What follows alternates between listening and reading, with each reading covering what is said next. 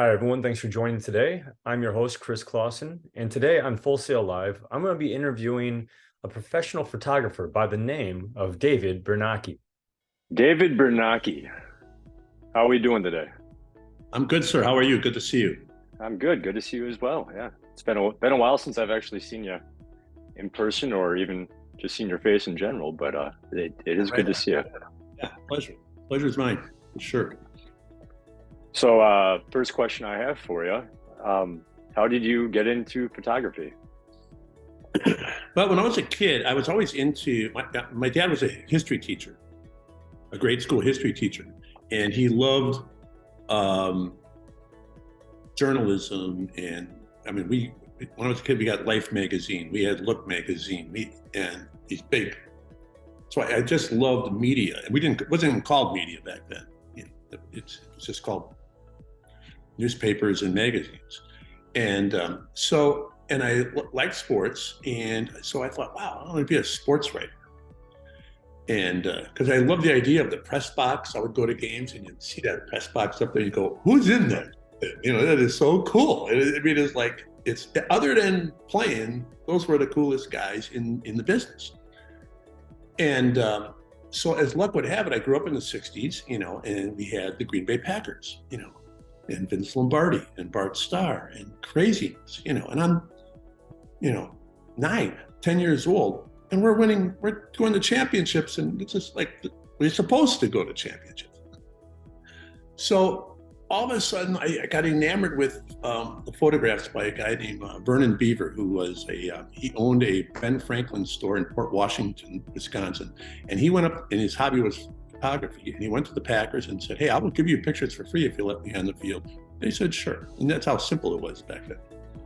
And why I decided to get into photography, Vernon Beaver, his son, John Beaver, was 13 during the Ice Bowl in 1967. Mm-hmm. And he would help his dad take pictures. And Vernon said, I'm going off the topic here, but it's a good story.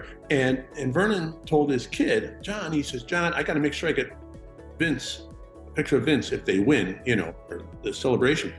Why don't you go in the end zone to see if they score? And they did score, and it's the famous Ice Bowl quarterback sneak. Oh, wow. That John took when he was 13 years old. 13 years old. He was 13 years old. But his dad sent him there because he said, I got to get Lombardi. You go down there and we'll see what we can get. And he got the famous one of the quarterback sneak. What's a good way to even get into it? Like get into the fields? Is there a right age or a wrong age or the right person? Well, he wrote a book or somebody wrote a book about him called Young Photographer with the Green Bay Packers. And I took it out of the school library and I read it and I said, and then I started looking at where these guys are. And I said, why do I want to be in the press box when I could be on the field? And so I just perused magazines because I looked at Life magazine all the time. And I was lucky in Sports Illustrated's heyday. Every week, Sports Illustrated came up, and I would just study. I know all the Sports Illustrated photographers. I could identify their style. I knew which picture Heinz Klutmeyer took. I knew which picture Walter Yost took. I knew which picture Neil Leifert took just by their style. And so I just imitated. And you just start showing up at schools, and then all of a sudden you sneak in to places back in the day. Right. So I used to go to Marquette games all the time in the 70s, when Al McGuire was there. And it was so loosey-goosey. So I would just, I looked what cameras they had. They all had Nikon cameras. So I talked my dad into borrowing me money so I could buy a Nikon. And I would get a ticket to a Marquette game. And then I would go on the floor. I would just put my camera on the floor and act like I was the most bored guy on the planet. And then the guy would come around with the press passes and he would give me a press pass because I was standing there, So to get into it now, it's really difficult, and it's changed completely. But that's basically how I started, and then people saw my work, and it just kept going. So for you, what throughout the years and whatnot, what's been the most challenging aspect of being a good photographer during a live game? Well, I was lucky in the fact that I didn't shoot for the wire services or for a daily. So I was mostly hired as, a feature guy or something to that effect. So I did not have to get the winning slide at home plate, or I did. That was not my assignment. My assignment was all kinds of other things, little features or whatever was going on. So that pressure wasn't that great. When I did work for an outlet when we were covering. I'll tell you the game. It was against the Arizona Diamondbacks in 2011 when the Brewers they won, and this thing was getting down. It was me and one other photographer in the third base photo well. Why there were only two there, I have no idea, because most of the guys were on the first base side at that point of the game in the ninth inning, and it was people were screaming like crazy at Miller Park, and you could. In that photo well, you could have heard a pin drop. We were that nervous about.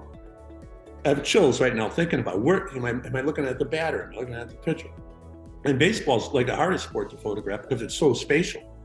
A ball goes from the pitcher's mound to home plate to center field to third base in 5 seconds. And you're following this stuff or looking for it and trying to figure it out. So that time there, when we both looked at each other and he said, "Man, this is what are you getting?" He just, "We'll go for that. we'll share it if we miss."